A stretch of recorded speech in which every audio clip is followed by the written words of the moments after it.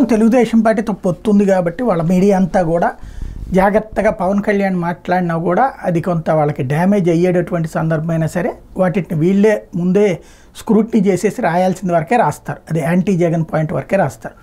ఎక్కడో మూలలో రాసుకొస్తారు.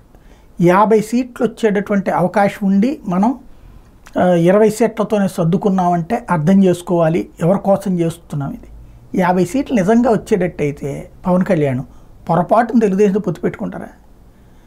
వినేవాడు వెర్రోడైతే చెప్పేవాడు పవన్ కళ్యాణ్ అనుకోవాలి ఇప్పుడు ఆ యాంగిల్లో చూసుకుంటే. ఎందుకంటే 50 సీట్లు అంటే పోనీ ఫర్ ఎగ్జాంపుల్ 50 సీట్లు ఆయన గెలుస్తాడు, అప్పుడు తెలుగుదేశం 40 గెలుస్తుందిగా. ప్రభుత్వం అప్పుడు ఇంకెక్కడికి పోద్ది? జగన్ ఎందుకు వస్తాడు?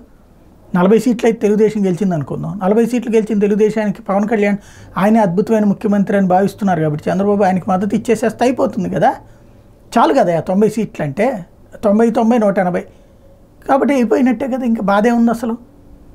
175 కదా, 176 వస్తే చాలు. 180 వస్తే ఇంకేం బాధ?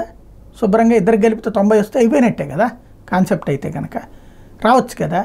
కాకపోతే ఇప్పుడు బాగానే ఉంటుంది, ఇప్పుడు ఏం మాట్లాడరు తెలుగుదేశం వాళ్ళు, ఎందుకంటే అవసరం కాబట్టి.